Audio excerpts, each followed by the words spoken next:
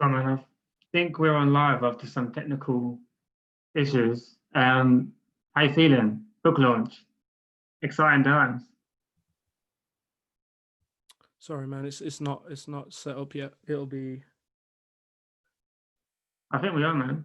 cool. We're officially live. Man, the internet. Yeah, it's been an interesting one trying to get everything together. Thank you Not so how you much thought it would for go. joining me. No, no worries, man. I'm excited to be here. Love the poetry book. It may be very strange circumstances to be talking about it, but nevertheless, debut poetry collection. It's an amazing day, an amazing moment for you. How are you feeling about it? Yeah, I'm feeling good. It almost feels weird to say that sort of in the midst of everything, sort of such turbulent and sort of traumatic times that we're in.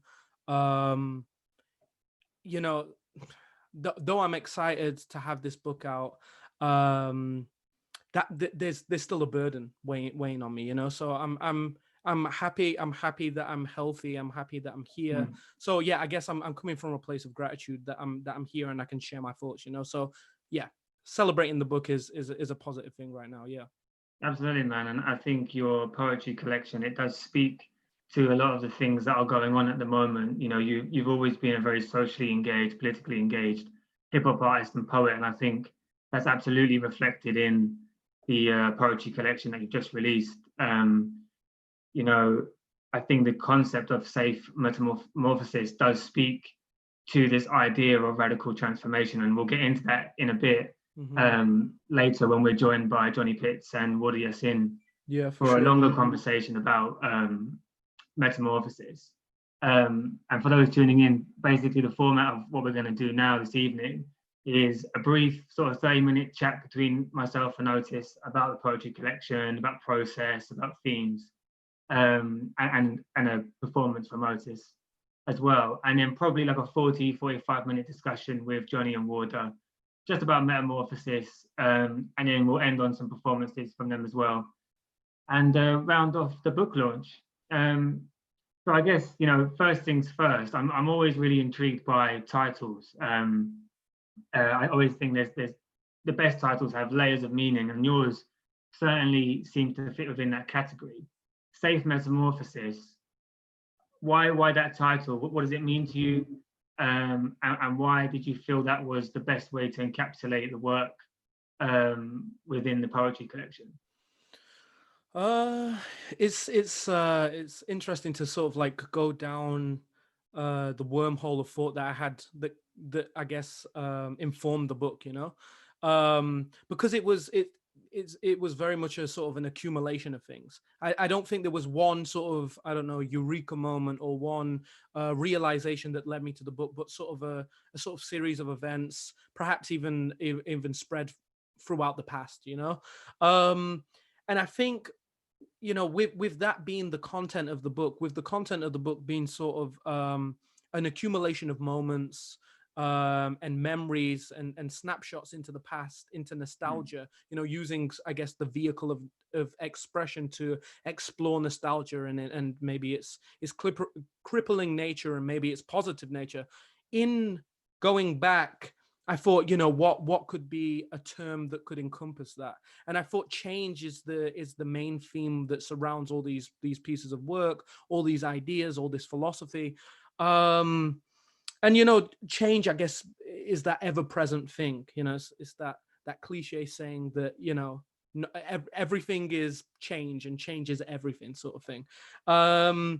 It's cliche, but it feels very true to home, and it feels very true to my life. So Mm. Safe Metamorphosis was sort of came about as a sort of satire greeting. I imagined, I had this imagery of um you know some humans who had been through life. They were sort of veterans of humanity. They knew what it was to be happy, they knew what it was to be sad, they'd mastered those emotions, they knew how to live a successful life, whatever that meant. I guess that means sort of equilibrium. They knew how to achieve equilibrium. And then you had new humans who were sort of like in embryo pods, and this all sort of took place in a space station. And you know, the veteran humans would be looking over the new embryo pods, and the embryo pods of new humans would shoot by, and in shooting by, like, whilst they're going to be hurtled into this new world, into these new experiences, these painful, traumatic experiences, these beautiful and happy experiences, the veteran humans would say, safe metamorphosis. And it was sort of with satire, and it was sort of with wit, because they knew that, you know, they'd be hurtled into a whole heap of mess. And I guess that in a sort of nutshell is what the poetry book is about. It's about the whole heap of mess that is life, and that is changes, and that is coming of age, etc., you know? Yeah, absolutely. And I think it's for sure full of philosophical concepts and themes throughout the collection. And I think, you know, you've spoken many times about philosophy at the university and beyond it as well. So I wasn't surprised to see that, and it's a really like great aspect of the collection. I just wonder about your relationship with philosophy. What is it that draws you to that, if not so much as a field, but as I suppose an approach to certain life experiences, and to art generally? What is it about philosophy that speaks to you? I guess the foundation of questioning, the foundation of questioning, and questioning the foundation of things, you know. I remember sort of when I first sort of got into philosophy is when I picked it as an A level in school. And I remember the philosophy teacher saying, you know, you're going to question everything, and, you know, you're going to question the foundations of what I'm saying, and that's a positive thing. And I think so much of our life is built around the idea of not questioning things, of not sort of integrating truth, not integrating our social environment. You know, we're sort of prepped and sort of groomed to just keep going. And in order to keep going, you sort of have to follow a structure of normal. And that structure of normal isn't always the healthiest. That actually is probably most likely going to be the most painful and traumatic, and going to lead you down a sort of path of destruction, if you will, you know. So though you sort of have to get used to some uncomfortabilities in questioning, I see it as a sort of meaningful and I guess integrity driven foundation for life, you know. So I guess that's where my interest in philosophy comes in. However, my I guess what sparked my interest in that very question itself, in questioning itself, was hip hop culture, you know.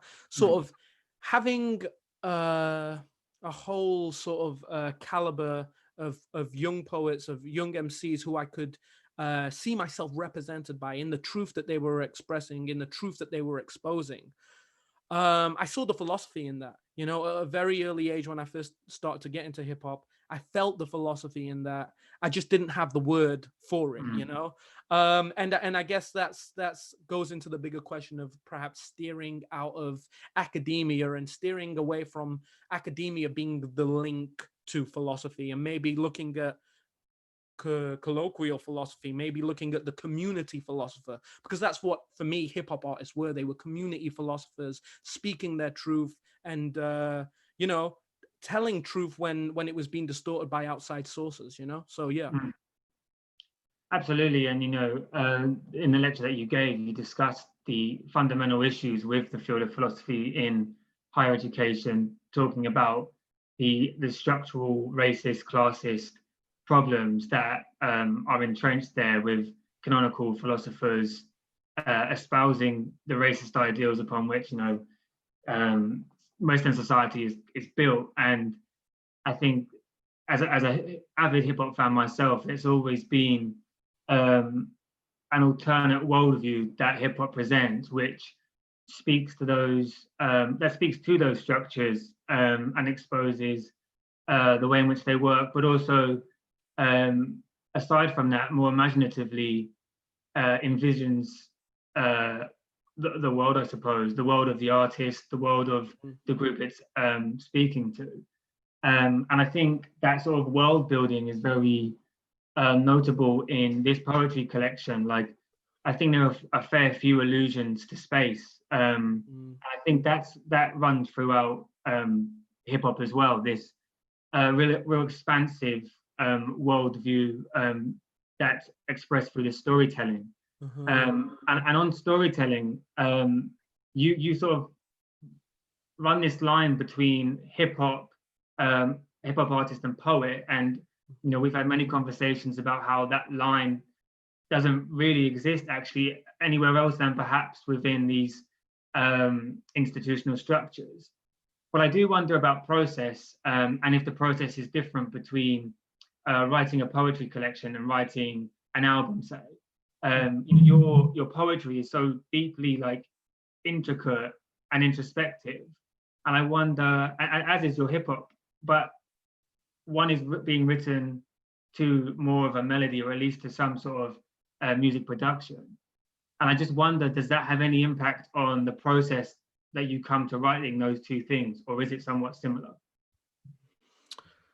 That's a good question. A heavy question. It's like artists don't like talking about process. Yeah, exactly. Sort of like skirt away from talking about what's behind. No, I think in many ways it's a similar process. I think the only thing that the way I differentiate my poetry, meaning nothing really, meaning words without music. The way I differentiate that from my poetry that exists with my music is that perhaps it has or it needs less of a rhythmic structure, so what I found is that my main inspirer of sort of like creative thought is always music. If I hear a piece of music, I'm inspired to add something to that canvas. I'm inspired to fill that space. If I hear a song, not necessarily confined to a specific genre, but if I hear a song that inspires me, I'm inspired to create my own song. Sort of like within that format. That I sort of feel the passion for that. However, sometimes it can be really tiring to have to try and fit. So how can I say it? Sometimes I don't have the patience to fit my thoughts, my contemplation, my musings into the confines of the walls that is rhythm. And I if you've heard my music, you probably know that I'm attempting to break those constructs as much as I can in the nature and the vein of what jazz is. I really think about how jazz bends those pockets and breaks those pockets. And that's how I like to consider what hip hop artists or what hip hop artists who I aspire to are doing, However, sometimes I don't have the patience to write within, even if it's a few rhythm structures that exist within the music. In that case, I sort of let the pen bleed in a more journal type of way, in a more stream of conscious type of way, and it's sort of just me and my thoughts bare, without the adornment of rhythm, And of course, you could still hear rhythm within the thing, because I'm inseparable from that, because hip hop taught me how to write, Hip hop taught me how to speak. So of course, rhythm's inseparable, and it's in there somewhere. But it's when I have less patience to write to music, So the process itself, the thinking process is the same. It's just lacking. It's either subtracting or adding one inspiring factor.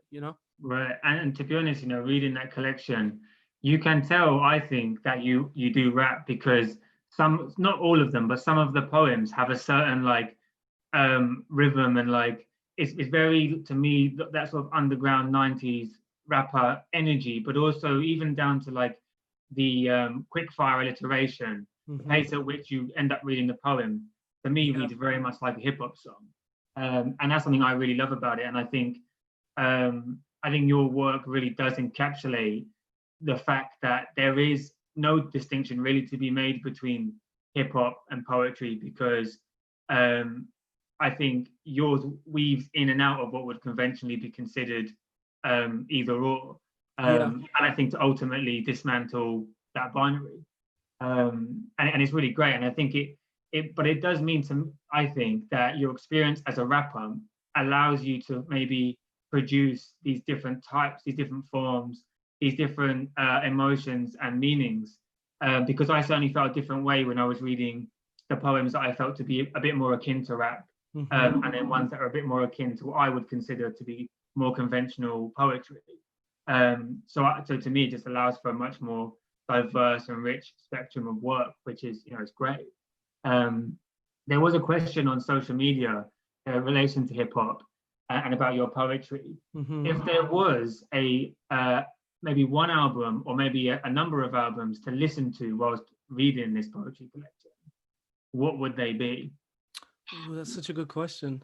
A number of albums that aren't mine. Well, I mean, maybe yours would make the most sense, I guess. It's like the narcissist in me is like, okay, you can listen to my poetry book here. Plug your music. Yeah, and then have my music tomorrow, man. No, I think what music would I link to it? Well, I could definitely link, some albums that have inspired my writing style. I don't necessarily know what music would accompany the poetry book. Well, I guess music without words, because I can imagine it would be extremely overloading to hear my poetry book and another MC's, thought patterns. But I can definitely talk about the albums that inspired it. And, so from the jump, it's people like The Roots and albums like Things Fall Apart. There's so much poetry that exists within that album that taught me, poetry didn't have to be sweet, but it had to be authentic. And when I say authentic, I mean true to self. It had to be real, even if that was raw, uncomfortable, and gruesome, So, I was taught that by albums like Things Fall Apart. I was taught that by, Deltron 3030. I think what I love about, working on a tangible piece of work, like a book, is that you can follow structure. There's chronology to it. I can never say that word. So yeah, I really admire pieces of art that can do that, and I think I that was first sparked by hearing Deltron 3030, an album by Dan the Automator, Kid Koala, and Del the Funky Homo Sapien, and they really built a world around their writing. They really built a world. It's about, I guess, a post-apocalyptic world where technology is sort of overdriving man and humanity. So yeah, I love art that you can sit and ingest and digest and just fully give yourself over to the world that the artist has created. That's a real soulful escapism for me. So yeah, they've inspired that, and many more. We could go on for the whole yeah, why not? Yeah, no, man, definitely. As I say, I think it is infused with this hip hop energy, hip hop ethos, which just makes it a really fresh read for me. I really enjoyed it. I want to talk a little bit about sort of the themes that come up and the concepts that come up throughout the collection. Heavy themes, maybe speaking to what you're saying there with hip hop and hip hop artists, this unflinching approach to some of life's most complex, difficult, even violent issues and experiences. We've got death. You're talking about time, but not just time and mortality. I think it comes up quite a lot. The issues with alienation that come from technology in the modern age. There's a lot of that, but I want to come to something that comes up a lot, and that's dreaming. It comes up, I think, throughout a series of the poems, and it's perhaps, for all of what I've just said, the most pervasive theme, which I find to be already a very interesting combination. So I just wondered if you could speak a little bit on your thoughts about dreaming and perhaps daydreaming more specifically. Yeah, I mean, I think that was ignited by a sort of obsession that I had with the science of dreaming and lucid dreaming and everything behind that. I think I sort of got into that when I was leaving school and starting to think more philosophically about how flexible our definition of reality is. It's like how much that line can be bent, and how much of our living reality, of our tangible reality, is just perception. So and when you start to break apart the foundations and I guess the material of what a dream is, you start to see that, perhaps a lot of these things that we experience in our waking life are not too dissimilar in some ways. Perhaps that, in a realism way, perhaps they're not as solid. And I think that really helps for creativity, because it sort of means that you can connect to you can bend ideas more, because you're not confined by uh the I guess the form of space and time, and even if that happens in your head, it's just super liberating to think like that whilst you're writing, and whilst you're putting thoughts down on the page. Because if you go into a piece of work with a sort of heady physical mind about things, the work comes out really heady and physical, and somehow that makes for, in my opinion, less inspired work. I ended up watching discovering a piece of film, which is probably a huge inspirer of my work, called Waking Life. I discovered a film called Waking Life when I'd left school, when I'd left sixth form. And this is by one of my favorite directors called Richard Linklater.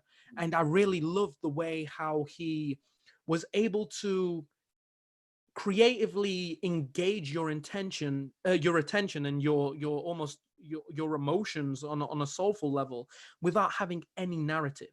It was sort of very aesthetic. He was taking you for the scenic route. He was making everything look pretty, but his focus was on ideas and philosophical concepts and dialogue, And for me, that's, I guess, hugely impactful on my own art. I mean, that's hugely impacting on my own art, because you could listen to a song of mine, or you could read a poem of mine, and you can get lost on the way. It's very much thinking about worlds within worlds, as opposed to, I start here and this is what the poem is about, and then that concept ends there. It's sort of more of a journey, and I guess I call my poetry, it's like engaging with aesthetic language, this idea of moving deeper into abstraction, moving deeper into the idea, as opposed to giving it people on the plate, painting the canvas and taking the scenic route. Yeah, absolutely. I think what you've just said there, that encapsulates the poetry collection perfectly well. It is one that takes you on a journey. Each poem is a journey of sorts. It is quite abstract as well. There's layers of meaning that unfold within the concept of the poem at large, within an individual line or word even. There's loads of stuff for the reader to bring to it and to take from it as well. There's one that stands out in my mind, where you personify time, you personify a minute, and you sort of look at a minute as if it was having something of an existential crisis in itself. To discuss time more as a concept, and it was really great. And I mean, it was kind of mind-blowing as well to think how you got to a space where you're holding this thought in your head whilst also keeping to a certain rhythm of the poem. I know I've asked you about process, but I do wonder, how do you get yourself into a headspace where you're able to hold all of those things together in such a way that it can come out in such a well-conceived and well-expressed poem? Because that seems to me a really, really difficult thing. Writing is one of the toughest things you can do, and to write with such intensity and depth is harder still. So what do you do to get yourself into a headspace? Well, I mean, I think, again, I have to go back to hip hop and what hip hop taught me. And you listen to an MC's work, let's say an MC like Black Thought, or an MC like Guru, or even Nas. Their work is so dense, but it's not just dense. It's not just dense because it's not just dense for being dense sake.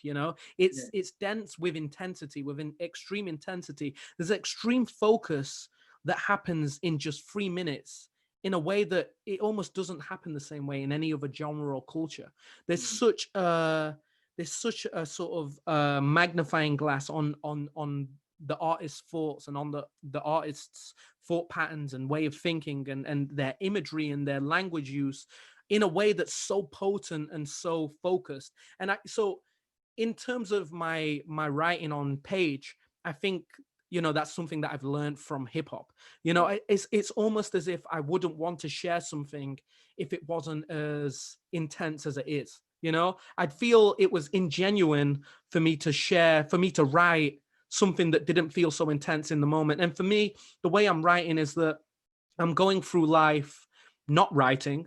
You know, and I'm sure this is a pet peeve for me to say to a lot of authors, because, you know, there's this whole productivity narrative, and you've got to, you know, you should write every day, wake up at the crack of dawn and write 3 chapters every day. Well, I don't work like that. Like I need time to process my thoughts. Do you know what I mean? I feel that my dyslexic mind is always jumbling things up. So I've got this ever building and ever sort of expanding nonsenseness and jumbledness and confusion in my head, and it reaches a melting point. And when it reaches that melting point, it's like, okay, now it's time to write.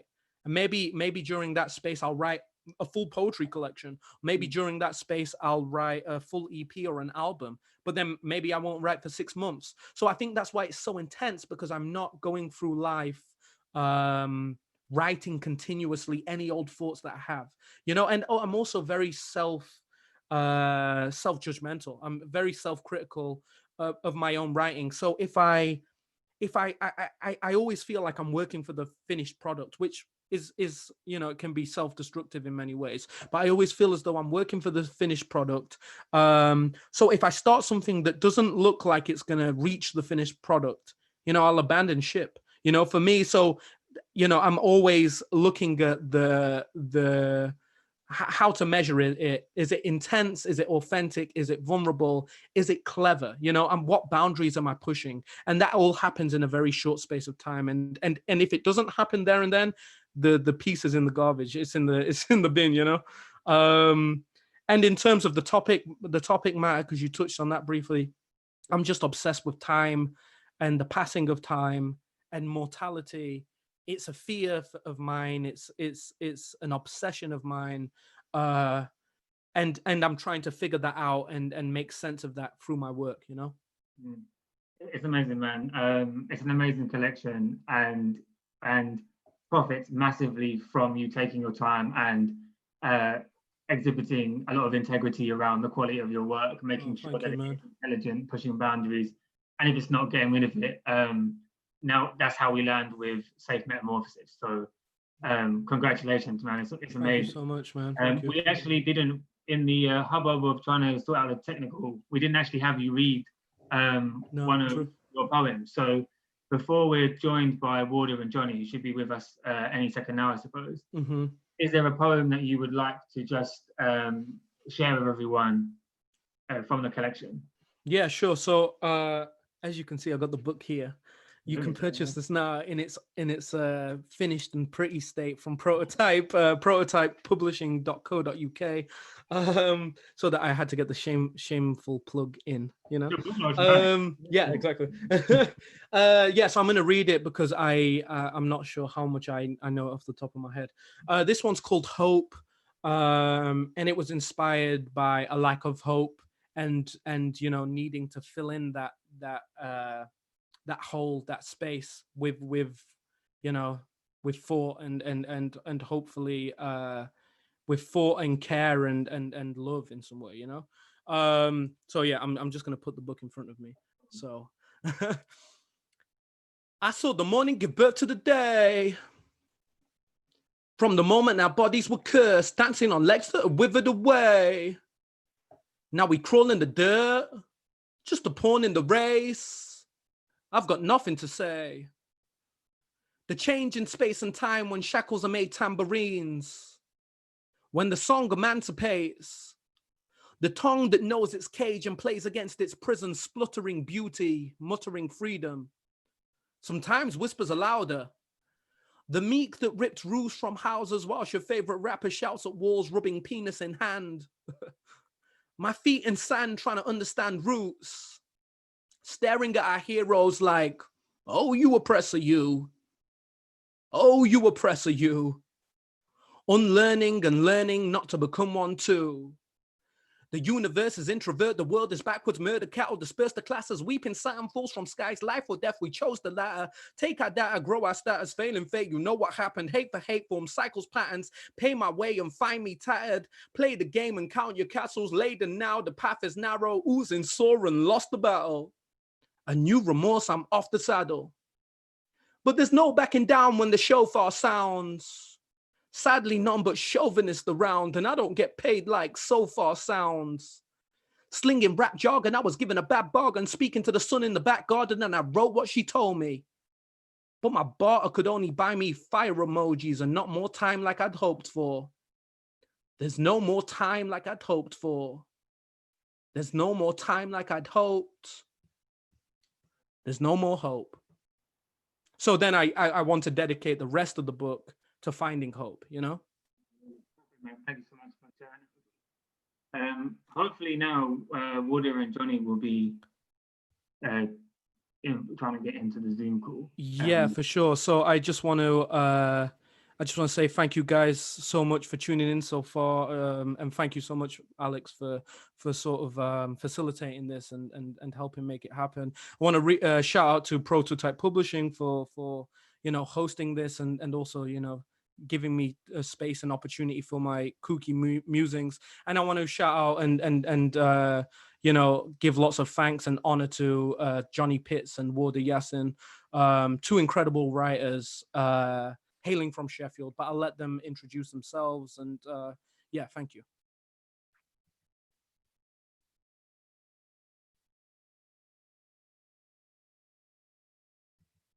So these guys are going to tune in a sec. I think it's just, hey. Hi, Warder, can you hear us? You might be muted at the moment. Do you want to see if you're muted?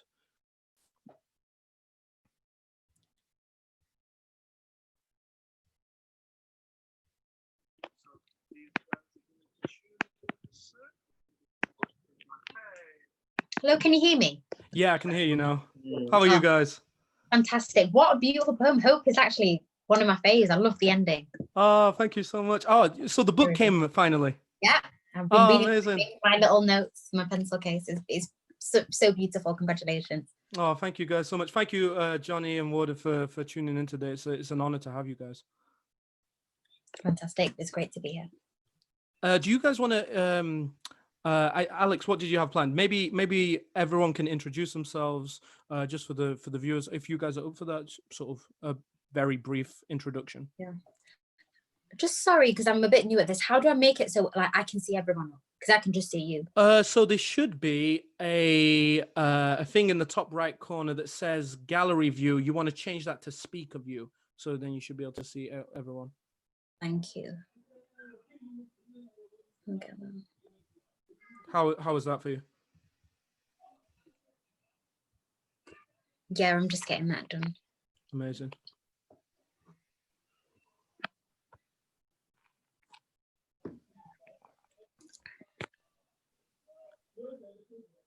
Have you guys done many Zooms during this sort of quarantine time? I feel like I should have done more, or I would be better at it. Yeah, it's really weird, and you've got this sort of gap between saying something and, you know, it reaching the other person's speakers. So it provides for this like very 2020 awkward signal experience, you know. But we're just pushing through it. Absolutely. Johnny, can you hear us okay? Yes, I can. Sorry, I'm a Amazing. little bit, yeah, I'm not great with technology either. So can you guys hear me okay? Yeah, all good. I just wanted to double check. Yeah, I'm terrible at technology too. Yeah. So we start with a round of introductions. Johnny, I don't know if you want to go first, maybe just introduce yourself and your work. Yeah. I'd just like to start off by saying it's a real pleasure to be here. I'm a really big fan of Otis's work, so I'm looking forward to sort of being in discussion tonight. And I have to, apologise. I'm just in Wales of all places because my father-in-law is really poorly, so we've had to come to Wales in lockdown to try and help him out a little bit. My name's Johnny Pitts. I was born and raised in Firth Park in Sheffield. I moved to London and then to Marseille, and then I've had to come back to Sheffield just for lockdown with this coronavirus stuff going on. I'm a writer and sometime a broadcast journalist, and I've just my most recent work is Afropean Notes from Black Europe, which is like based on a 6-month journey that I made around Europe, trying to sort of really discover, I guess, what you might describe as the Firth Parks of Europe. I noticed how, Firth Park was where most of the Full Monty was filmed. And like, as often happens, the multicultural experience was sort of woven out of that movie and not exported in the sort of narrative or identity of what Sheffield is. And I kind of got the sense that was happening all over Europe. So my book is really about exploring that kind of multiculturalism that gets under or misrepresented. Thanks for that, Tony. And we should say as well, award-winning book, Afropean, because you just recently won the Jalak Prize. So congratulations for that. Yeah, congratulations. Congratulations. Well, thank you. And so Warda, do you know? Hello, hi. I'm Warda Yassin, born and raised Sheffield. I'm a secondary school English teacher and a poet as well. I wrote a pamphlet called Tea with Cardamom that came out last year with the poetry business that kind of explores sort of places in Sheffield and Somalia that are important to me, myself, my family. I like to write as sort of like documentation to kind of explore identity, sort of my sense of belonging and just people. I'm a bit nosy and I'm really glad to be here because I'm a fan of both of your works. Sure.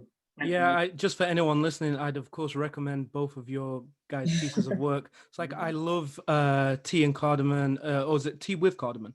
Yeah, Tea with Cardamom. Yeah. Tea with Cardamom. Yeah, I love sort of the exploration of sort of home, of imagery, of I guess I feel you paint such a vivid picture of like love and family in such a potent way.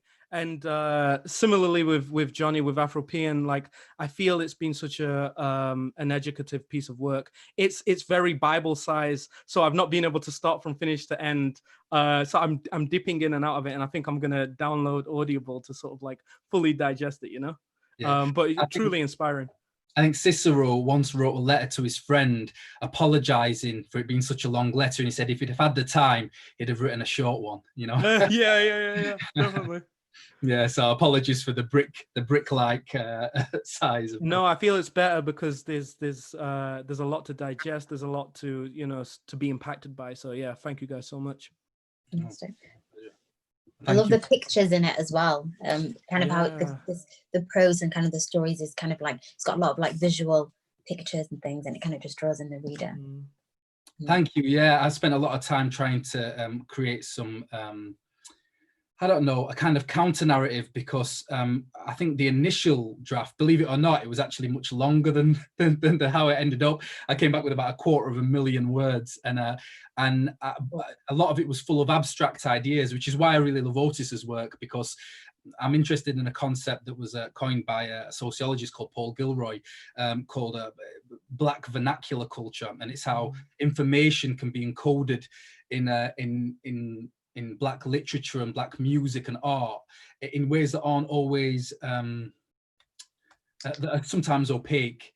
And I think adding the photographs was my way of sneaking in a little bit of abstraction in a non-fiction work.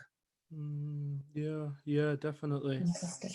And I feel like it adds to the journey of the book, and obviously it being accounts of real people, it being an exploration of neighborhoods, of real people's lives. Like I feel that having that pocket and that insight into that in a visual way is incredible, Oh, amazing. Thank you, guys. Yeah. Fantastic. I'm blushing.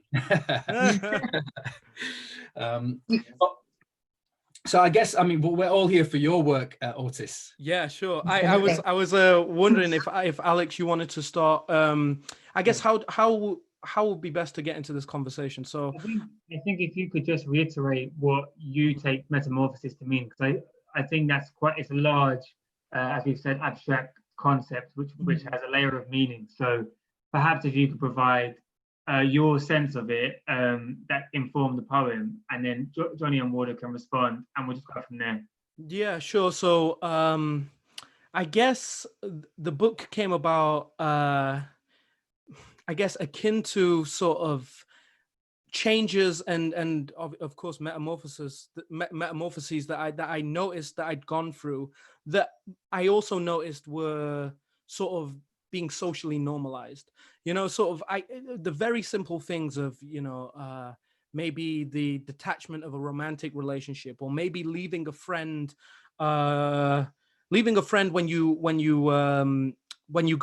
leave from school, maybe your friend goes to live in a different country, or maybe school, the concept of school itself, this idea that we build our whole lives around these sort of identity building states, only for us to sort of be hurtled and ripped apart from them, and told that they don't really matter and that we should sort of move on. And I think this about school specifically, and I think perhaps there's a part of me that focuses on these things, and in a maybe a more OCD like way, and sort of I feel that I've got to look at these things with scrutiny. I've got to look at school with scrutiny, and what happened at school, and what how important it was to me then. I woke up school, I ate school, I lived school, I wore school, for them to tell me that actually school didn't matter, and for me to then later discover that it didn't matter as much as I'd put my eggs in the basket that it did. So things like that, and I guess the book is exploring the trauma that's caused by being ripped apart from these identity building states. And I think nostalgia plays a big solo in that. Nostalgia really is this ever-present thing in my life that can be both crippling and both inspiring.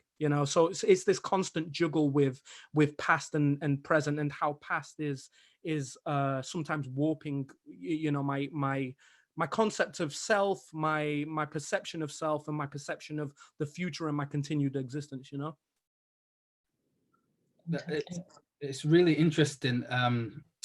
Something that I noticed in the work is, well, obviously there's that word metamorphosis, which immediately makes you think of like Franz Kafka. Yeah, and I know that's what inspired it. Yeah, there's the illustration there at the beginning as well, which I know Sure. must draw upon that. I'm sorry, I only kind of came in halfway through the discussion, so stop me if I'm going into places that you've already sort of unraveled in the introduction. But what the one thing about that Franz Kafka book, well, I'm thinking of the reading of Nabokov, who thinks that book is really about the world having one set of ideas about who you should be and what you should do, and the artist having a kind of another sense of themselves. I'm thinking here of like something, I remember James Baldwin talking about how, as soon as he was born, because of the way he looked and where he was born, Harlem, as soon as he was born, it was almost as though the world was trying to put a broomstick in his hand, and he had to say, look, like, I know what you're seeing, but I am not who you think I am. And what I get through your work, Otis, and through Safe Metamorphosis, is that kind of Kafka-esque idea of I mean, I really root it in Sheffield, actually, because where I grew up, a lot of my friends, I grew up when there was this awful word called chav that was used to describe working class people who wanted to kind of be a bit upwardly mobile. And then chavs turned into what then became known, another derogatory term, chino wankers, where it became this kind of Love Island abs and this waxed chests. And I grew up in that environment, especially as someone who was interested in football. And when poetry and literature started to reach me, I tried to express that in my social scene. I felt like some ugly creature, some kind of weird, people were saying I was being too deep. And I guess what I wanted to ask you is like, you know, am I right in thinking that you felt sometimes like this kind of weird being in your social scene, and how you kind of managed to escape that and still write? Yeah, man. Well, you hit the nail on the head. Yeah, I took inspiration from the play, the Metamorphosis, and sort of the imagery of, you know, this person taking shape into something gruesome, you know, and yeah, I guess it does go on the journey of perception. One, how you perceive yourself, and I guess the world of control that you give to other people, to how that influences how you perceive yourself, you know.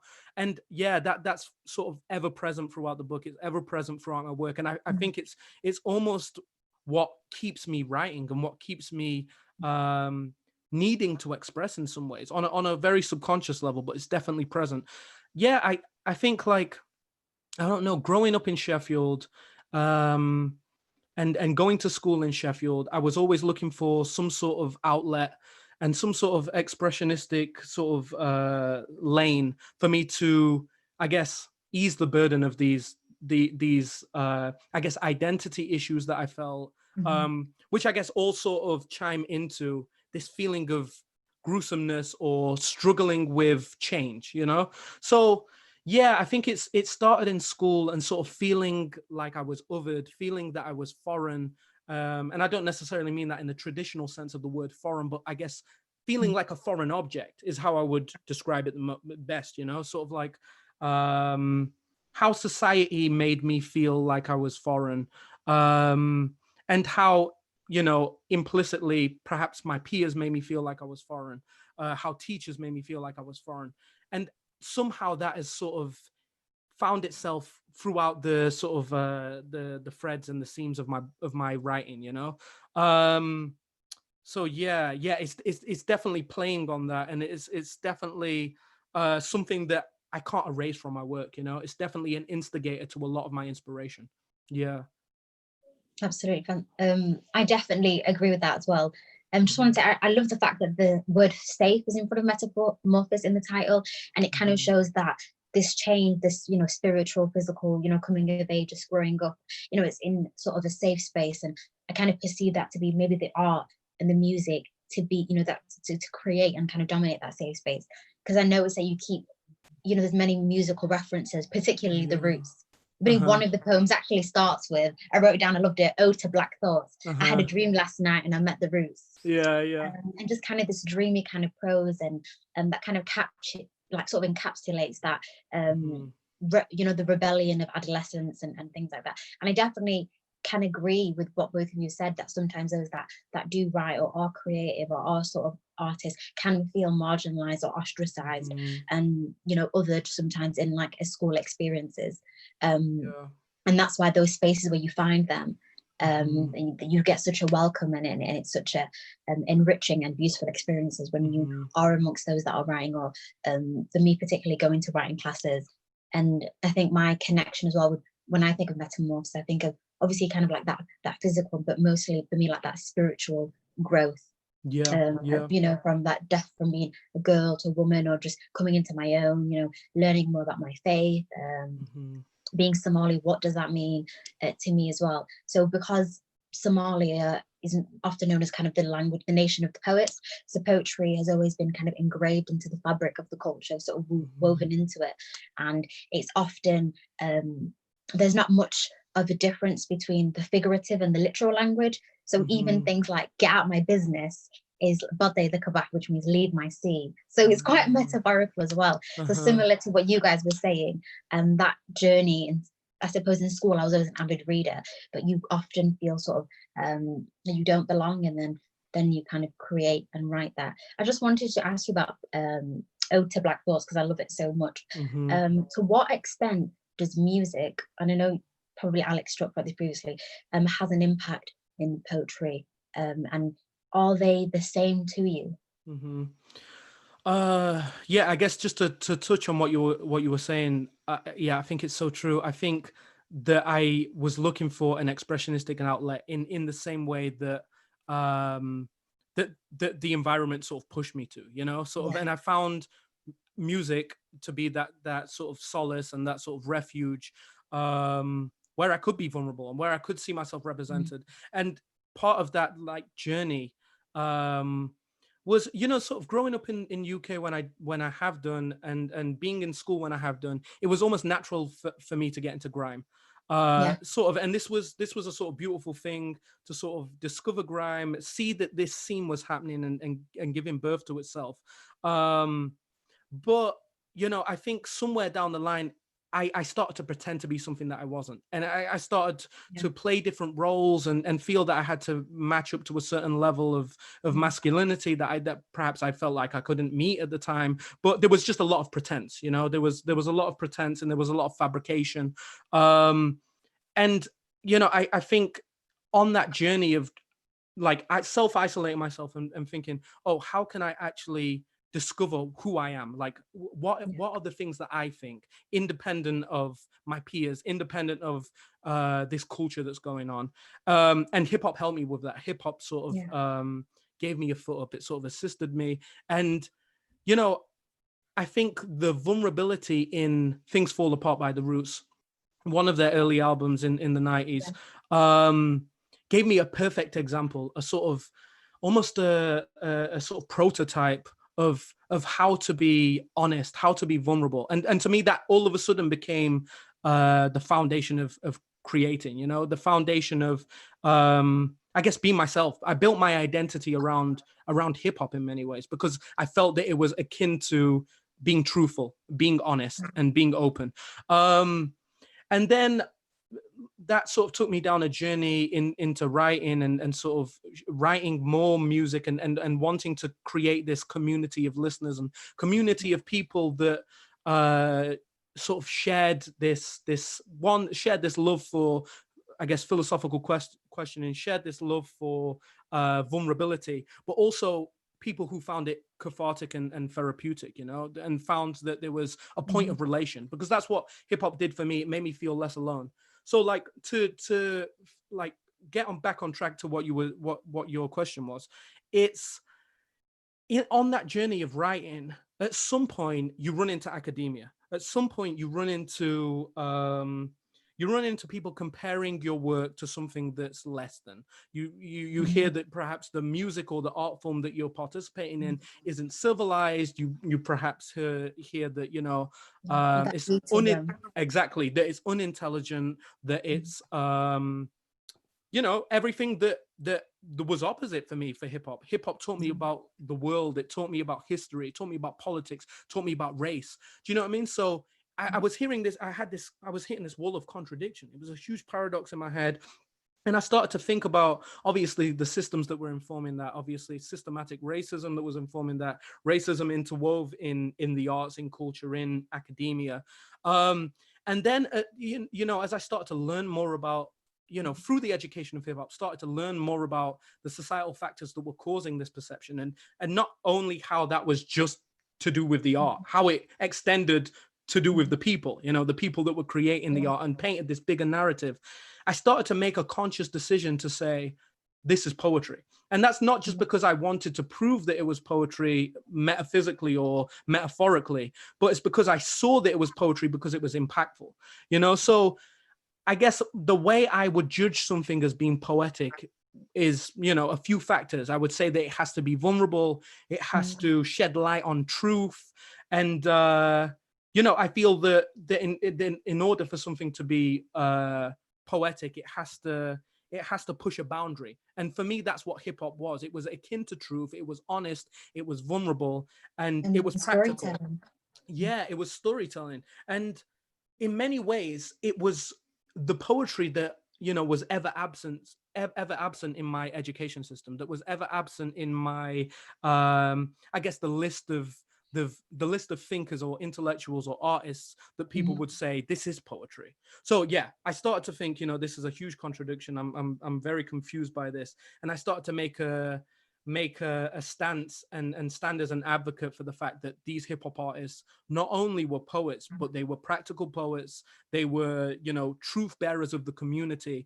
And to me, that's at the core of poetry, you know. So now they become inseparable in my mind, you know. Poetry and hip hop. Poetry is just something that hip hop is just poetry is another thing that hip hop has within itself, you know, as a wider culture. Absolutely. And do you think, because I think I agree with everything you were saying. Do you think sometimes that elitism to hip hop, I think it comes from sort of an anti-blackness, its proximity to Black culture. And I think that could be a part of, you know, this concept of it not being enough or intellectually enough, when actually, you know, they're at the forefront of their writing. And if I think about people like Tupac and my favorite of all time, J. Cole, nobody could deny, and obviously, and you as well, with this book, it's a clear gift that that's pure storytelling in an honest, vulnerable way, that kind of allows people to connect to a story or a moment. And then I think it's a shame that would be seen to be inferior to other forms of artwork that equally are as important, but they might be about a spring garden, which is also a beautiful and important thing. I think there should be a space for them all to definitely encapsulate and have that same sort of respect. I definitely agree. Yeah, definitely. And I think like it's sort of interwoven with it being anti-blackness, the perception of hip hop having so much anti-blackness in it within academia, within I don't know, different art forms, how they see hip hop. You know, I think it's got some roots in the marketization of hip hop and how they, you know, pushed a certain narrative of what hip hop was. You know, it had to be something that was, you know, gluttonous. It had to be something that was sexist. It had to be misogynistic, capitalistic. And then, of course, they've got a caliber, you know, of reasons why not only is hip hop not credible, but why the people who gave birth to the culture aren't credible, the artists, and maybe they paint this bigger narrative about the community. So it's a whole system that I think that I don't think just happened. I don't think it's just a coincidence that the perception of hip hop was skewed like that and twisted and distorted. I definitely feel that sort of and that dismantling of like establishments. That's a theme throughout, I'd say, the collection. Less I'm just reading that into it, of, you know, coming into your own and kind of taking up space. Definitely. The words and things. 100%. Yeah, I agree with both of you 100%. I think it's interesting. Like in 1948, when the Empire Windrush docked, you had T.S. Eliot winning the Nobel Prize for Literature, and he penned that same year. He penned a famous essay called "Notes Towards the Definition of Culture," in which he kind of like asserted that it was the duty, the noble duty of the upper classes to spread culture to the lowly classes. You know, but you know. And I think it's intimately in this country specifically, because I definitely think that you get a different reaction to hip hop in this country that has its roots in that kind of snobbish, almost post-colonial, you know, attitude. And I think that, you know, Wada, you mentioned Tupac. What runs strongly throughout the tradition of hip hop, and actually even before that, you have like I always talk about this, like you have Benny King's "Rose in Spanish Harlem," his song. You have a "Rose is Still a Rose" by Aretha Franklin and Lauryn Hill, and you have Tupac's "The Rose That Grew from Concrete." And I think what they're trying to do with that notion, and which I really see in your poetry actually, Otis, is this notion of culture. Or as Raymond Williams would say, culture is ordinary, that you can find it everywhere. And I'm just amazed. I always find it the most beautiful thing when you see this rose of culture emerging from a place that is often overlooked, and even if it stems to the side and if it's a little bit dirty or dusty, you have this rose of culture that emerges in a place where no one's looking or nobody maybe even wants it to emerge. And like what I think hip hop does really well, and what your work does, is it kind of embodies the best of that notion of like culture and literature and ideas and philosophy emerging from places where wider society doesn't always look for them. Yeah, definitely. Yeah, thank you. I feel that that's at the core of hip hop, you know. That's exactly what hip hop is. I think about poetry as storytelling, and I link it back to, I guess, the folk art of, you know, telling the truth of a community. Yeah. It's like outside of the systems of academia, outside of academia being an institution that's created, being a code of conduct. I think about hip hop as breaking that code of conduct, being true to the roots of, you know, in the community, passing on knowledge, passing on information, sharing stories of family, Absolutely. sharing stories of friends, you know. And to me, that's what poetry is. And I feel like it's so similar to what has the reason why hip hop is discredited amongst academia is because I feel it can't be coerced or, you know, whitewashed in a way that it can slot Or into academia. constrained. Yeah, exactly. I think that if you look at how sort of elitist mind state has tried to impact jazz and jazz as an art form, and you think about how jazz has obviously got its roots in blackness and how it's got an inherent influence on hip hop. You think about how there was this constant effort to try and make snobbery out of jazz as a culture. You know, as you go into a jazz bar maybe 10 years ago and everyone's wearing suits, there's a code of conduct, you can't cheer, there's a lack of practicality, there's a lack of emotional connection because of this elitism and this code of conduct. You look at poetry, and you know, I was telling this story in the lecture.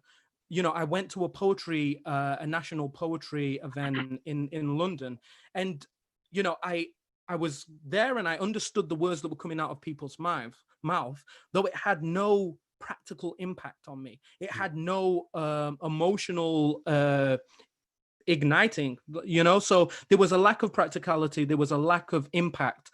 And for people who were wanting to express, you know, perhaps their emotion by cheering, you know, if I was to cheer at one of the poems, someone in the row in front of me might look at me as to say, like, you pipe down a little bit, or you're being a bit too loud, maybe you're not, I'm not dressed to the occasion. There's all these code of conducts. Adjacent to this, a day after, I go to another poetry event in London, and the atmosphere is very in the nature of what hip hop is, and very in the nature of what jazz is, in that, you know, it's playing with I guess social conventions in And the way soul that and it's heart. breaking them down. Exactly, it's soulful, and it's all about how impactful your work actually is, and it's all about the audience expressing how much they're impacted with that. You know, you're not looked down upon if you cheer. You're not looked down upon if you know, go and start a conversation with the poet that was on the stage. There's a lack of hierarchy that in hip hop the academia can't deal with, you know, and I think that's why its perception of it is always warped. Yeah, I think you need to find your tribe as well, the places where you feel that kind of energy. And I mean, I think of Sheffield, I think of So Africa, Verse Matter, Hive. There's so many places where I feel those things that you said, where I do feel a belonging, and I do feel kind of in control of my own destiny in my work, and empowered.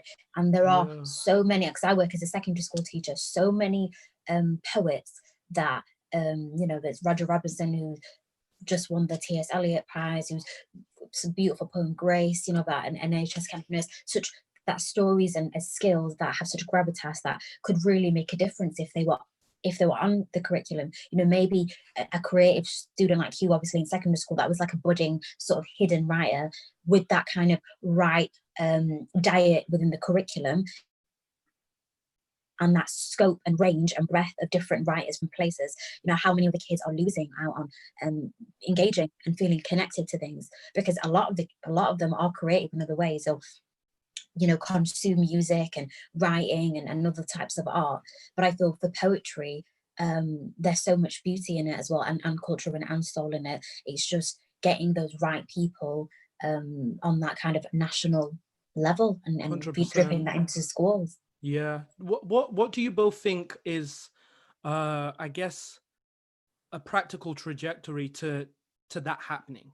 You know, how do you get these poets, these artists in the curriculum? Because I think at the core of that is how you start to break down systematic racism. When you've got a generation Mm. that, you know, all their literary heroes, all their scientific heroes, all their historical heroes aren't extremely whitewashed, aren't all people that there's this lack of connection to. Once you've changed that and you've altered the narrative to truth and reality and fact, you know, it's a brighter future. So what is a practical trajectory to that? That's a really hard question. I think it's happening slowly, you know, that there's a lot more poetry that is varied, that is getting celebrated, that is getting consumed, you know, but then there's people like, you know, Quincy Johnson and, you know, Benjamin Zephaniah and almost like the greats of poetry. I think, you know, they're really sort of up there and they still don't have like a mainstream place in the curriculum. I think the conversation is happening right now, the dialogue in society, and with the current events, with the backdrop. It just takes the right people putting them into those spaces. I don't particularly have the answer. I mean, to some extent, teachers have some autonomy to kind of control the content. So many schools are doing that anyways. I think it's just more the exam boards and those that are the hierarchy.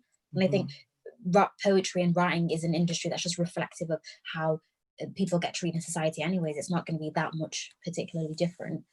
So I think, I don't know, I think I'm optimistic. I feel like that change will come. It is coming, it is happening. I agree. What do you think, Johnny and Alex and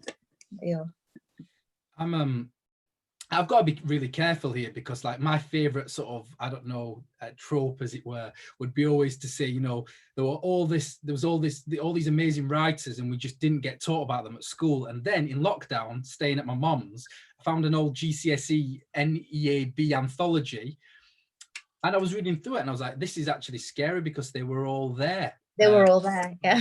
Quincy Johnson, Alice Walker, Toni Morrison, Benjamin Zephaniah, you know, even Carol Phillips, you know, they were all there in this book, right, that I'd owned since I was like 14 or whatever. And why didn't it get me? I think there's a number of reasons for that. So I think I don't think they were taught about much. They were in that book, but they'd pick out, you know, people like, you know, I don't know, William Blake and stuff. So I think they would be, but also I think we were talking about that performative element, like Talib Kweli has this line where he says, I speak at schools a lot because they say I'm intelligent. No, it's because I'm dope. If I was whack, I'd be irrelevant. And I think that like with the tradition that we're all talking about here, that difference between going to poetry, the high culture of poetry versus the kind of gigs that we enjoy has a long tradition that goes back to when Arabic poets would perform, you know, in their mashaira in the desert, and that's where this term ole ole ole comes from. You know, it's Allah Allah Allah, and that's where and it's when somebody catches the almost Holy Ghost in their performance of a poem.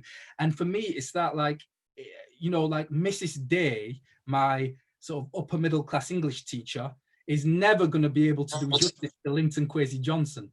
You know what I mean? So there's that hidden mystery. There's that magic, that connection. Exactly, that is lifted off the page, or and also Roger Robinson. You mentioned Roger is a good friend of mine, and you know he just did a really interesting interview in The Guardian where he's talking about how poets should or can translate trauma. You know, that's how he sees it. I read that, yeah. He's got that practical use of his poetry. He's not trying to like be praised for his sentence, you know, for these hidden sort of rules or these hidden sort of like, you know, just for the sentences. He's trying to write a book that has a practical use. And I think that I think that it's the way that kind of work is translated is absolutely crucial. I absolutely agree. 100%. I think of Walsonshire's Home. I just think that poems, every time I've taught it, you know, they feel a connection. I think I absolutely agree. Yeah, for sure. Maybe this goes to the move to talk about alternative educational spaces as well, because and I think Metamorphosis speaks to this directly. Metamorphosis, to me, and as I understand it, is more about radical transformation. And I think a conversation that's happening a lot at the moment is how do we move away from reform, which is a lot about changing curriculums and changing how different dynamics work within current institutions, and how do we move towards something much more radical in terms of change, and perhaps alternate spaces beyond the formal sites of education, which have, as you've all been saying, has been provided by hip hop for such a long time to so many.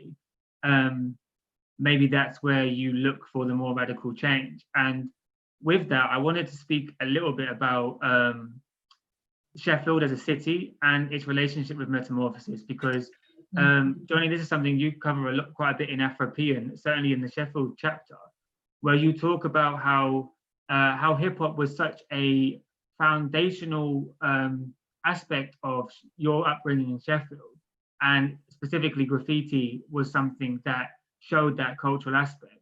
And yet over time, as Sheffield has changed and as the commodification of not just hip hop, but of the city really has happened, that those sort of spaces, those cultural signifiers that were once representative of an alternative educational space or something else, they've started to disappear. And yet, as you've said, there are some pockets in places that provide this inspiration, that alternative education. Waldo, I think that's massive in your poetry, reading your collection as well, about speaking about Sheffield and home, and the different places within Sheffield that you've found what we're calling these roses within a city space that may be becoming smaller and smaller, but still exist. As you're all Sheffield writers, I just wonder what your thoughts are on metamorphosis as it relates to the city. Just interested to hear about that. Who's going to start? Yeah, true. Shall I begin? I guess for me, the way I'm always looking at geography and location is less that, I guess the best way I can sort of put the magnifying glass on it is that the way I'm thinking about the concept of home and what builds home is I'm thinking about people and I'm thinking about experiences. I'm thinking about moments, and I'm thinking about interactions and language, and I'm thinking about how that happened in a specific place. And I start to question how much of my home is linked to the actual physical geography, you know? And I start to think, you know, if you strip away, you know, the fact that my parents live in Sheffield, if you strip away the fact that, you know, there's a great creative scene in Sheffield, or that there's spaces, or, you know, that I met such and such at this time and now I can contact them here. Once you start to pluck these things away, I start to feel like the geography of Sheffield, I guess it's not just specific to Sheffield, the geography of a place in general becomes less like home, you know? So I'm thinking about home as this continued, you know, this ever-growing experience. And I think it can divert and it can stop being home, you know? I think a place can stop being home. And thinking about how that relates to metamorphosis is I have all these things that happened in Sheffield, my home, that I have to deal with and that I have to juggle in terms of, you know, moving forward or thinking about past and juggling that with the present, with the potential future. So yeah, I start to think about metamorphoses closely linked to the people in my life, closely linked to my ever-growing experience of home, and less about the geography. So that being said, when you start to pluck these things away, the metamorphoses are sort of within, you know, and it's sort of wherever I move, and then it becomes about dealing with the trauma or the metamorphoses and the changes of the past, sort of thing, you know. That's really interesting. I think there's the architect Louis Kahn once said that that a city is a place of availabilities. It's a place where, as a young child walks through it, they might get an indication of what they want to do with the rest of their lives. So I think geography is really crucial because it kind of suggests a trajectory, it suggests what's available. I was very lucky because my dad's an actor. So I spent my time at this really rough school, Herries Secondary School, which is now called Parkwood. And yeah, and it's been demolished now, but and in Firth Park. But then my dad, I'd have these flashes of what was possible. So that was really like important for me, because I had that kind of that sign that, you know, I could do something creative with my, you know, with my life. But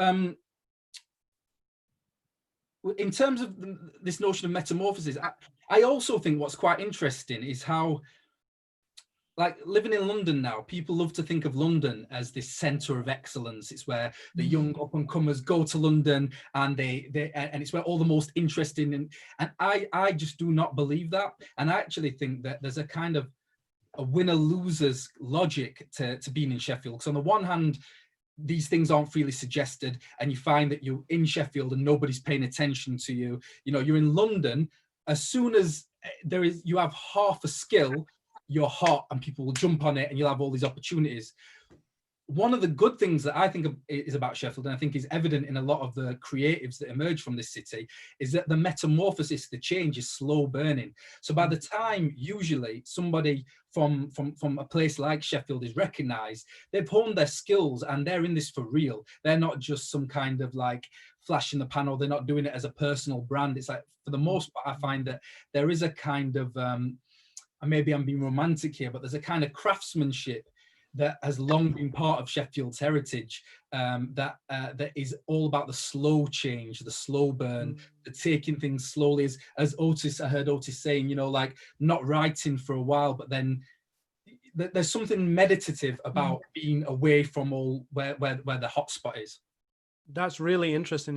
It's actually really encouraging, because obviously as an artist, you've always got this perception that, oh, you know, I'm going to need to go down south, and it just feeds more into this north-south divide, and you know, you start to get wrapped up in, maybe I've not got this opportunity because I didn't go there, or I didn't move at this time.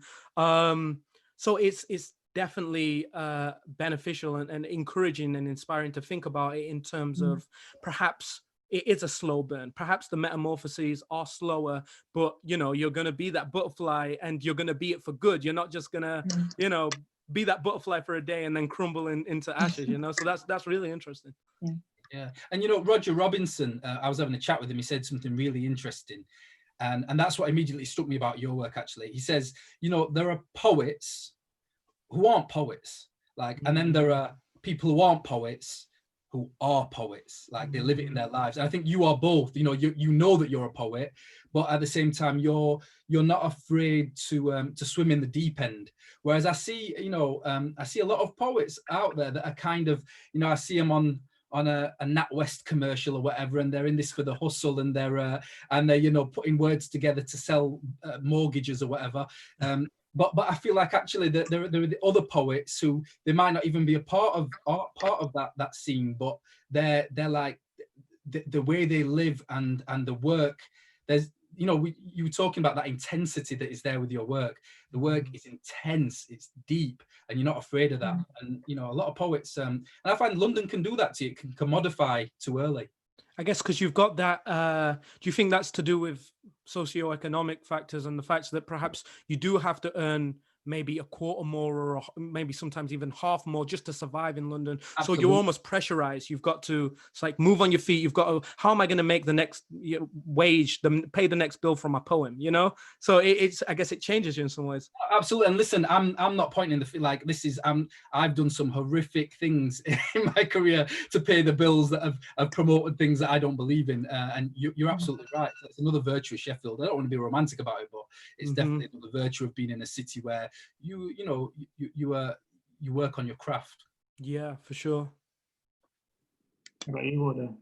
I just was in a trance listening to your work. I definitely agree as well. I think for me, metamorphosis, for example, my connection to Sheffield, and my parents came as refugees after a civil war in Somalia in kind of the early 90s. So home has been something that has always been important to me. That's informed my work, my life, you know, this idea of belonging. You know, homes can change. I believe they're in the people sort of like around us and the space. And at times, there may have been times where I felt somewhat disconnected from this notion of Britishness, or, you know, the UK as a whole. But Sheffield has always kind of had that gravitas and that element of like home, and somewhat of like a metamorphosis for me, if that makes sense. Yeah. So with the community that, you know, that the community that is kind of here, and, you know, I just think of my grandmothers, who spent most of their life in villages in Somalia that now have spent my entire lifetime, living 5 minutes away from me. So kind of that transcendent aspect of home and constantly creating homes. So it's interesting. That's in really many ways. beautiful. Mm-hmm. Yeah. I don't know, but I've always felt like, regardless of what's going on, that I felt kind of centered by this city. It's really funny because I always tell my friends, I'm always like, Sheffield's better than London. We have the craziest raging debates, and they're like, are you crazy? It's Sheffield. They're like, are you crazy?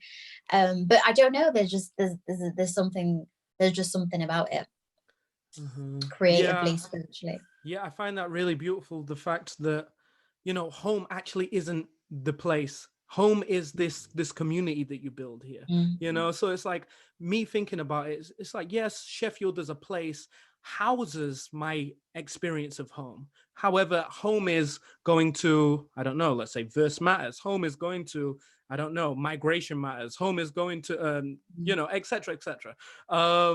These things where you can feel like you're open, you can feel like you're vulnerable. I guess the argument for Sheffield, or maybe for places like Sheffield on a maybe economic level, is the fact that perhaps you get to experience that feeling in the house of home more in a place where you're not constantly having to work double time to pay for home. I don't know. Yeah, it's really interesting. I think, but the same thing, there's still a lot of people in Sheffield that are, what Johnny was saying is that same kind of thing, that do want to work on their craftsmanship, and but also do kind of like dream of like the big city lights. And there's always been this idea that all of the talent is in London, and I think more and more there's been more of a showcasing more opportunities for writers and creators and poets up north, for sure. And things like that. I think of Helen Moore's collection, and there's just, I don't know, it's hard to tell. I don't think it's more romanticized here. I just think there's just a slight slower pace of life, maybe. I'm just generalizing. To kind of just take your time more on your journey, and etc. Poets need Bohemia, and more, if you look at like the kind of politics of space in a place like London, like when I first moved to London in the mid-noughties, even then it had gone, but there was still, it never ceases to amaze me how like a road I could have walked down one day is suddenly a private road the next, and that like London is shutting down, and that chance to find Bohemia in London has never been more under threat. I mean, you go to where Dizzy Rascal wrote Boy in the Corner, and I can't afford to live in that tower block now. You know what I mean? It's amazing. It's amazing what's happened in London, and that's why I think more and more people are moving out of London, more creatives, in order to survive and not have to, to commodify your craft to the point at which your craft is meaningless. We have to wrap up soon, but I just wanted to pick out a theme that was emerging in each of what you were saying, and I think definitely in everybody's work, is about journeying. I think there is that relationship, despite we're talking about home, even as a physical space. I think journeying is somewhat connected to that. Whilst I think a real prominent theme was home in yours and house, literally. But there were so many journeys that you spoke about in your different poems. Obviously, Johnny with FOP, and you are literally going on a journey around Europe, which in reading was much more than just literally going from one country to the next. It was about a different kind of journey, I feel. And Otis, as we've spoken about earlier, you literally go into space in your poems. There is this real like exploration beyond your current position. And I suppose as a final question, what is it about journeying that can engender metamorphosis, and maybe how has it engendered metamorphosis for you personally? Oof, that's a tricky one, actually. Last question. I guess it's my I often feel like I don't know if this is a fault in my psychology or not, but I often feel a certain derealization. I often feel like I'm watching myself from above, or I often feel like I'm very aware of the narrative that encompasses me. You know, I'm very aware that my life at some point upon reflection will have a beginning, middle, and end of sorts, you know, which I don't know if it's always positive. You know, I think sometimes you can sort of get lost in where you are in the narrative of your life, and sort of where you might face the end of your life. This is a constant obsession of mine. So what is going to be the thing that, you know, shouts the call of mortality for me?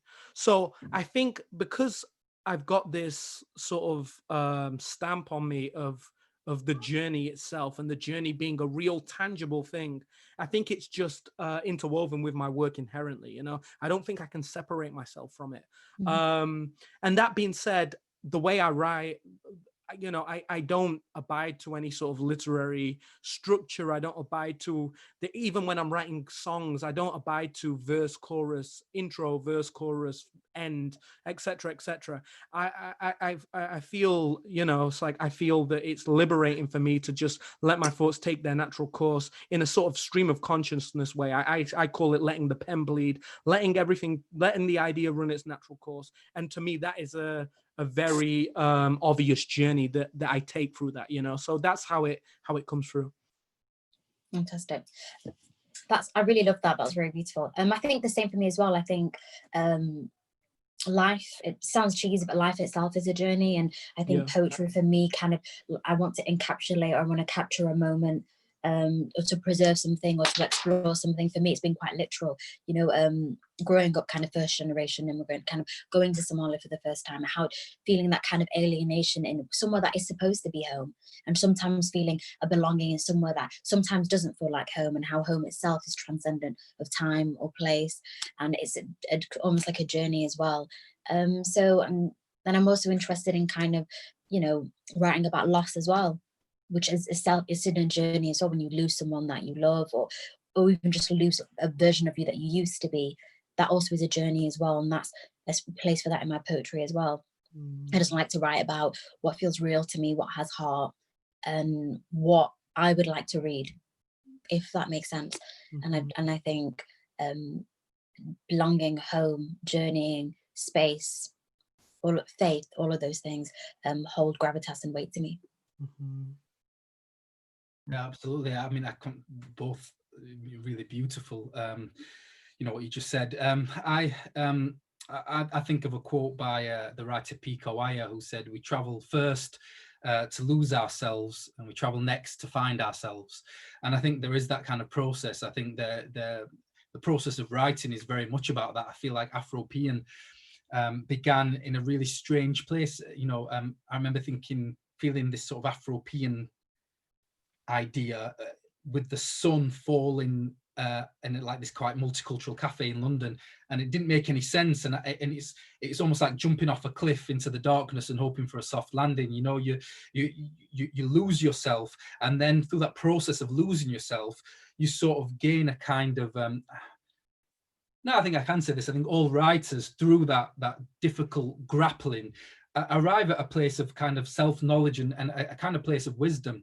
And I think like it's through that kind of not being afraid of the mystery of life that you end up, you might never work out what life is exactly, but life, just the goal becomes the journey. Absolutely. Those were some amazing answers, and I think a really lovely note to end the discussion on. I have a series of questions that I'd still like to ask, but I think we should probably wrap it up. Before we go though, if people here don't mind, could we have some readings from each person? Yeah. Yeah, most definitely. Do any of you guys have a preference, or shall I go first? I'll go first. Okay, I won't be like shouting. I don't know. I'll go first, and then I can just listen to you guys. Okay, perfect. I've been talking a lot about home, so I should probably pick one about home.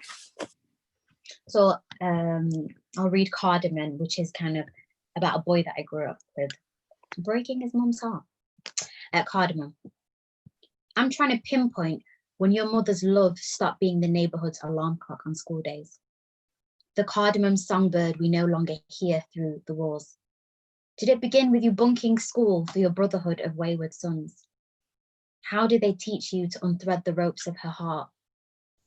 Your Nikes left imprints the Civil War never did. I tried to remember the exact moment your school teachers felt vindicated. Your extraterrestrial eyes, bruised and hard, the only required information. How did you become a statistic and not the space between 0 and 1 where love lies? I think of the moment your mother became homeless in her Dubai imported living room, threading the years into abayas and daughters, serving tea without cardamom. Was there a day you tried to teach her war was safe? The charred feet, the burning neighborhoods, familiar limbs, counting heads, the running and the loss, the losing and the praying next to your empty bed. Why didn't you learn that mothers turn into refugees when we leave? That one's called cardamom. I think we're off time. And if I could read one more tiny one, called Victoria. I don't know what we're on for time, so if we can go to Johnny, I don't know. Do we have time for one more? That's quite small. Yeah, please. Yeah, thank We'll you so have- much for that. Thank you. We'll have Victoria Street, which is a Sheffield Street that I was born on. Victoria Street. If buildings had feelings, Victoria Street would need a therapist. Thugs, imams, families, woman beaters, and a pub. Reside in anarchy, rubble, stray cats, and love. No mourning to each other. The postman knows to knock once. Children are ushered from pavements after Maghrib. Billowing garnets brush past slogan crop tops. The breeze brings the adhan, dubsteps, and sirens. The smell of the sauna, the smoke of incense. Out front, my father breaks his fasts, chews timur, offers a cautious smile to those with heavy eyes across the way.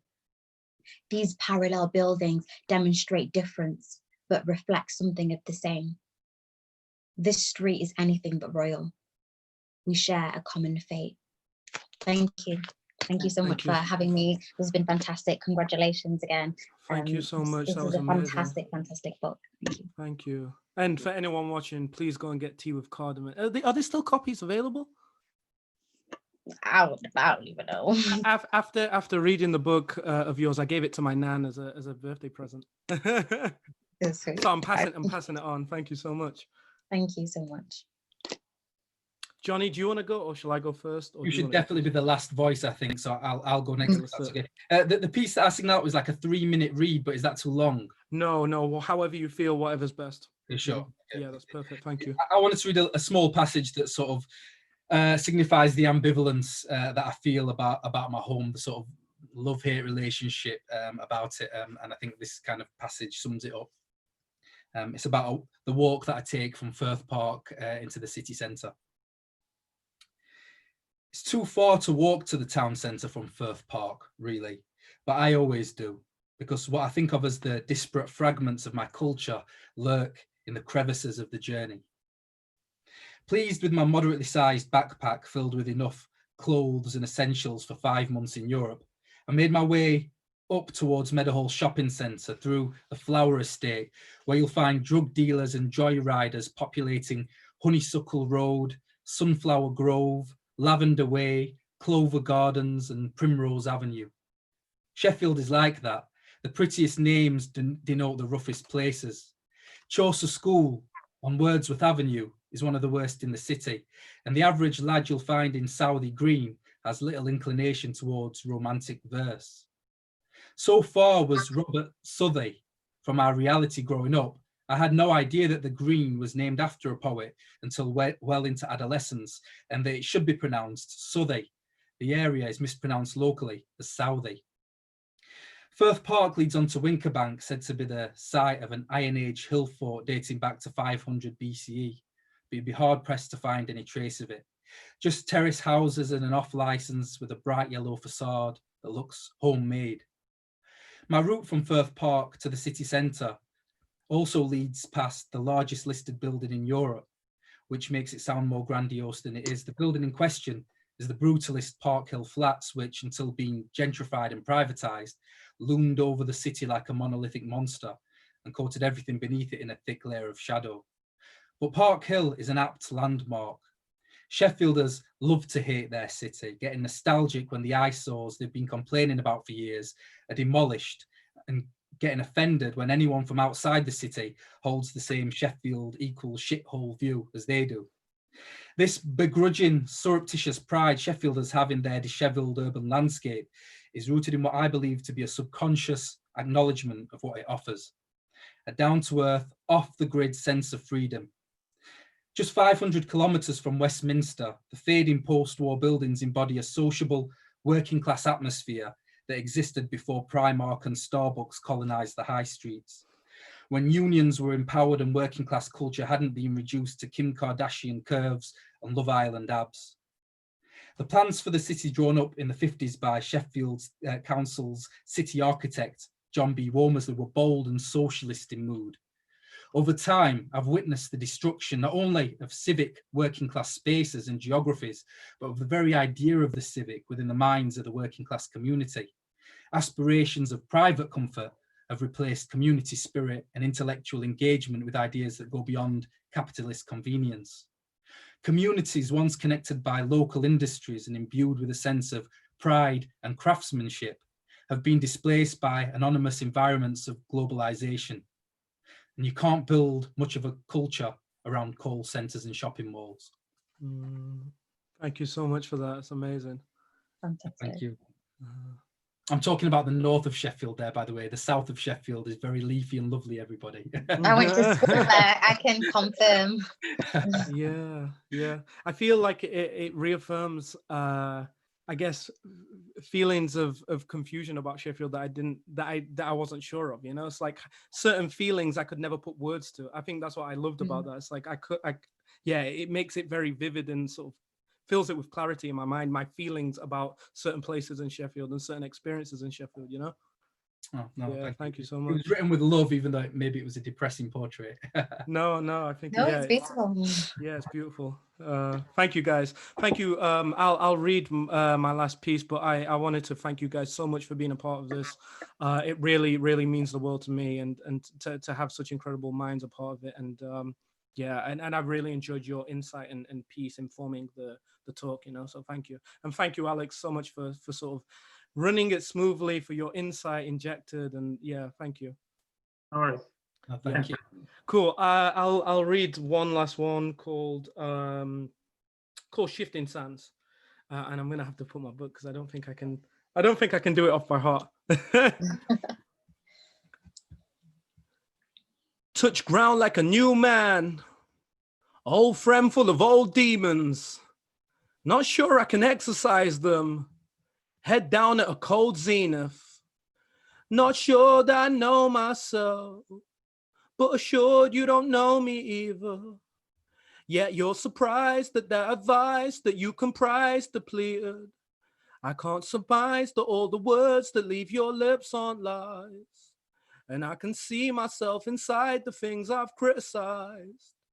Living life on a lonely edge. No friends trying to talk me down.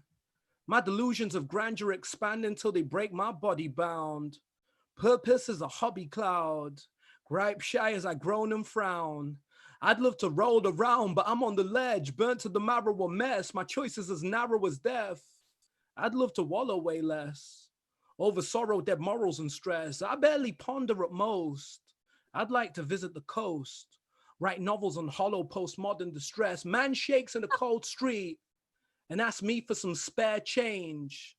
I said, pray tell I've seen myself through better days.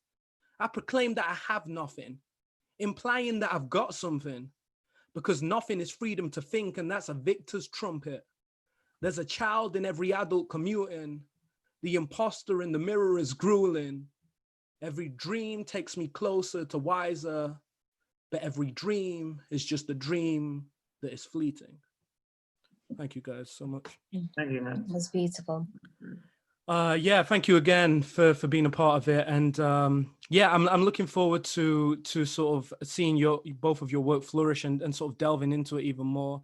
Feel free to shout out about anything that you guys have got coming up, and thank you again. the only thing I want to say is, Otis, like, I have the PDF copy, but when am I getting my physical copy, man? What's up with that? Why has both of us got one? Like, you know what I mean? What's up with that, man? So it's not arrived yet. It hasn't arrived yet. No. Oh no. Mine came this morning though. So Okay, amazing. Well, it should be on the way. I'll drop an email to the publisher. Yeah. Yeah. Thank you guys so much. thank you. Thank you. Also, anyone watching, you can buy the book now. Prototype.co.uk. Safe Metamorphosis. So it's like Safe Metamorphosis. It's sort of a greeting of goodbye and a greeting of hello. You know. So. And there's illustrations in it as well. For sure. And a very beautiful forward as well. I was moved by it all. Yes, I guess I have to thank Majid for his incredible sort of influence, his mentorship, and I guess giving me the confidence to, you know, to have the opportunity to share these thoughts in a book form, you know. So yeah, he's wrote an incredible foreword for it. So yeah, thank you, Majid, and thank you, Prototype. Otis, do you want to mention the residency quickly before we go? Yeah, sure. So for anyone, again, tuned in or watching this later, I'll be doing an artist residency with Sheffield University, with the Arts and Humanities Knowledge Exchange Department. And it's Monday the 22nd, isn't it? So next Monday the 22nd, if you're watching this in the future or I guess the past, Monday 22nd, I'll be having a live conversation with one of my poetic heroes, one of my hip hop heroes, Open Mike Eagle. We'll be touching on the concept of rap poetics, and I guess going into further depth about what we've spoke about and the blurred lines between rap and poetry, what sort of, you know, forces those blurred lines and et cetera, how we feel about hip hop and rap ourselves. And then that will expand into a few different events as the weeks go on. Yeah. So all from this YouTube channel. So thank you guys for tuning in. Thank you guys for being such beautiful and incredible, insightful guests. And peace and love, guys. Thank you. Safe Metamorphosis. Safe Metamorphosis. Safe Metamorphosis.